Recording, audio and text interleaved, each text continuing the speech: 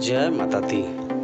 शरदरी नवरात्रि के दिन माँ नौ दुर्गा के 9 स्वरूप में से 7वां स्वरूप माँ कालरात्रि की नवरात्रि के 7वें दिन माँ कालरात्रि की पूजा और अर्चना की जाती है।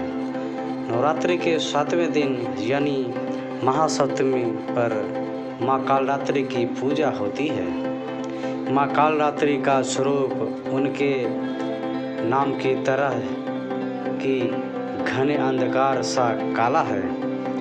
कालरात्रि माँ के 3 नेत्र हैं जो कि ब्रह्मांड की तरह गोल हैं। माँ कालरात्रि के इस रूप की सवारी गदर्भ यानी गधा है। उनका ऊपर उठा दाहिना हाथ वर मुद्रा में है। इस तरफ के नीचे वाले हाथ में अभय मुद्रा है और बाईं ओर ऊपर वाले हाथ जो है उस हाथ में कोटा और नीचे वाले हाथ में खड्ग धारण किए हुए हैं।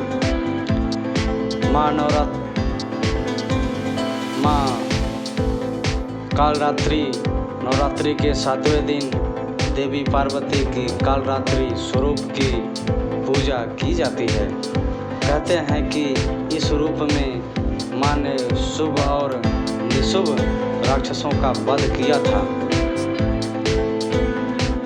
इसलिए माँ कालरात्रि को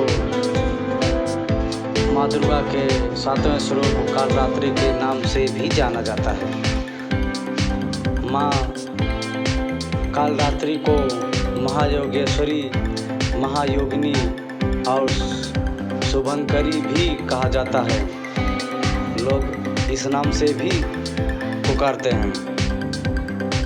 माना जाता है कि इस रूप में माँ की पूजा अर्चना करने से माँ कालरात्रि अपने भक्तों को काल से बचाती हैं।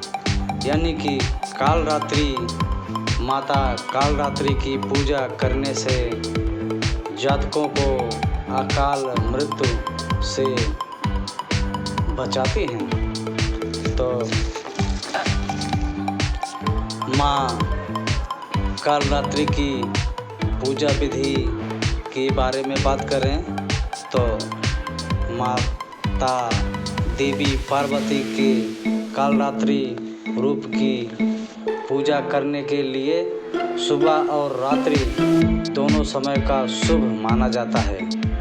इस समय में माँ की पूजा करने के लिए सुबह स्नान करके लाल कंबल के आसन पर बैठकर माँ कालरात्रि की तस्वीर स्थापित करें और उस स्थान को गंगा जल से शुद्धिकरण करके फिर उस पूजा के स्थान पर बैठें। इसके बाद दीपक जलाकर पूरे परिवार के साथ